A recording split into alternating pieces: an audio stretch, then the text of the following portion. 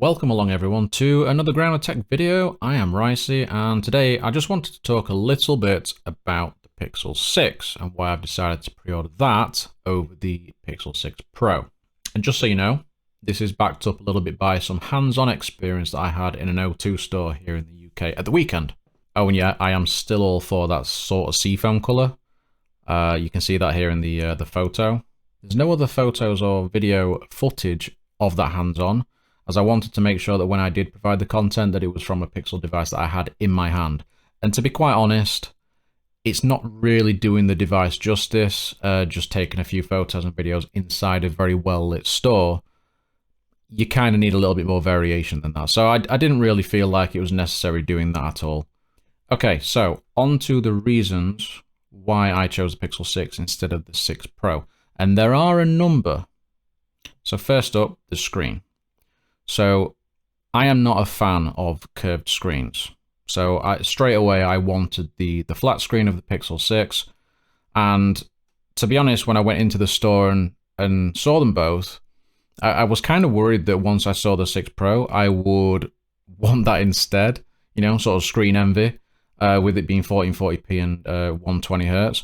But when I played around with both of them, I honestly didn't feel like there was that much of a difference to sort of be jealous of that at all.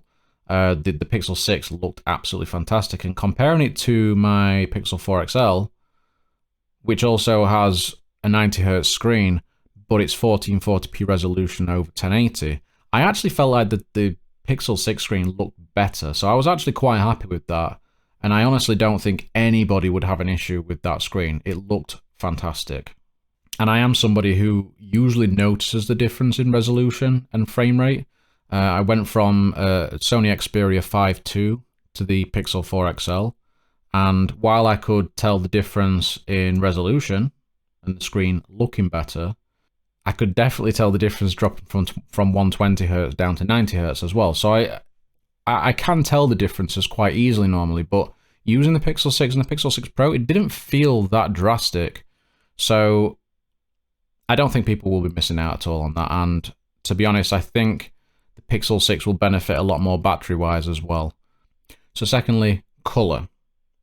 You've already seen I am all for the Sorta Seafoam colour, Seafoam superiority, and I also think the matte frame of the 6 looks nicer and feels nicer than the 6 Pro. It's very similar to how it is with the iPhones, where you've got the standard iPhones have these sort of aluminium rails, and it's a matte finish, whereas on your Pro models you've got that really shiny stainless steel.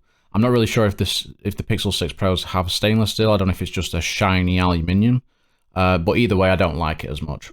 The 6 feels a lot nicer in that respect, and I've always preferred that. I mean, I do have quite big hands, but it didn't feel like a small phone. So I think I would be perfectly happy with that. It's not something that you would have to be using two hands with all the time. And last up is the price. £599. That is a crazy good price. And with the Pro at £849, £250 difference, I'm not really sure that there's enough there to warrant the upgrade, unless you really have to have that telephoto lens. And I'm sure that telephoto lens will be fantastic for a lot of people, but it's not something I feel like I need. I've had previous Pixels. The majority of the Pixels that I've had have not had a zoom lens. In fact, the ones from 2020 and even this year with the 5A have had the ultra wide. So if you're somebody who hasn't had a phone with a telephoto, you're likely not going to feel like you're missing out all that much. And even though I intend to do quite a lot of content creation with this phone, I don't feel like the larger megapixel front-facing camera or the 12 gigs of RAM versus the 8 gigabytes of RAM is really going to make much difference at all. I don't think I'd even notice it, even with the things I'll be doing. And if I don't really notice it, there's a good chance that the majority of people wouldn't notice it either. So why spend the money? Anyways, I will have my Pixel 6 in hand this coming week on release day, or possibly earlier, judging by the estimated delivery date. So you can expect many videos as I get stuck into the features and capabilities. But until then, everyone, stay safe, stay grounded, and I will see you all for the next one. Take it easy.